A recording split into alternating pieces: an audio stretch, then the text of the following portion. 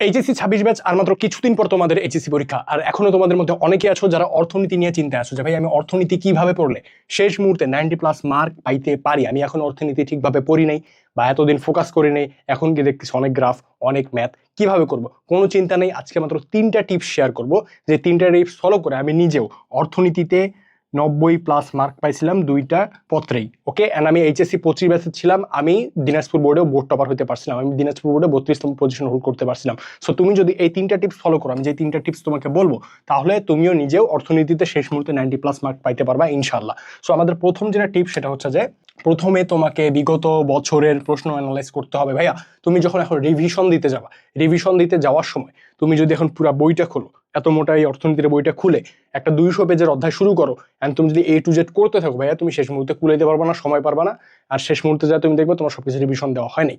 তোমাকে যেটা করতে হবে, সিম্পলি তোমার টেস্ট পেপার কিংবা মেডিজি খুলতে হবে, যে অধ্যায়টা রিভিশন দিবা ওইটার বিগত বছরের গ আর ঘ দেখবা যে ভাই আমার কোন গ্রাফটা থেকে বেশি প্রশ্ন আসছে, কোন প্রশ্নটা বেশি চাইছে, কোন জিনিসটা বেশি বার চাইছে, কোন প্রশ্নটা বারবার রিপিট হয়েছে, সেগুলোকে সিম্পলি তোমার একটা খাতা নিবা, খাতার মধ্যে নোট ডাউন করবা যে এইটা থেকে এই অধ্যায় থেকে এইটা বারবার কমন আসছে। ওকে, মানে ধরো এক অধ্যায় ধরছো, এক অধ্যায় থেকে এই 3টা টপিক বারবার প্রশ্ন হয়েছে, সিম্পলি খাতায় নোট করে নিবা।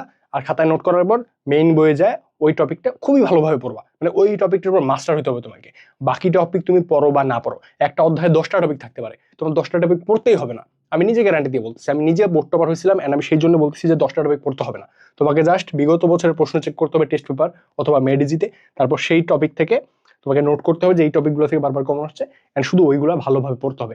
বাকিগুলো জাস্ট তুমি চোখ বুলে যাবে, যেন একটা তোমার আইডিয়া থাকে যে ওখান থেকে একটা এমসিকিউ প্রশ্ন আসলে তুমি পারো। ঠিক আছে, তো তোমাকে বিগত 5 থেকে 6 বছরের প্রশ্ন দেখতে হবে, 20 সাল বা 21 সাল পর্যন্ত থেকে আমাদের 25 সাল পর্যন্ত তুমি সব প্রশ্ন চেক করলা, দেখলা যে এই টপিকটা বারবার কমন আসতেছে, সিম্পলি খাতায় নোট করে নিবা। আর মেইন বইতে যায় জাস্ট ওইটুকু রিভিশন দিবা, বাকি টপিকগুলো জাস্ট চোখ বুলে নিবা। Okay, that's it. তারপর তোমাকে যেটা করতে হবে, focus only on board topic for CQ. সৃজনশীলের জন্য বেশি মাথা ঘামানোর কোনো দরকার নেই। তুমি দিন শেষে যা দেখবা যে একটা অধ্যায়ের মধ্যে 10টা গ্রাফ দেওয়া আছে, বাট বিগত বছরের প্রশ্ন যখন চেক করবা তখন দেখবা যে জাস্ট ওখান থেকে ওই 2-3 টাইপের হচ্ছে তোমার গ্রাফ দিয়ে রাখছে। ঠিক আছে, তোমাকে তুমি দেখলা যে তোমাকে আর বাকিগুলো করাও লাগতেছে না, কারণ বাকিগুলো কমন আসেই নেই কখনো, আসেই নেই কখনো। এমনই হয় ইকোনমিক্সের ক্ষেত্রে, ওই 1টা থেকে 2টা গ্রাফ ম্যাক্স, আর 1টা থেকে 2টা সূত্র ম্যাক্স, এর বাইরে কোনো সূত্র কমন আসে না ওই অধ্যায়টা থেকে।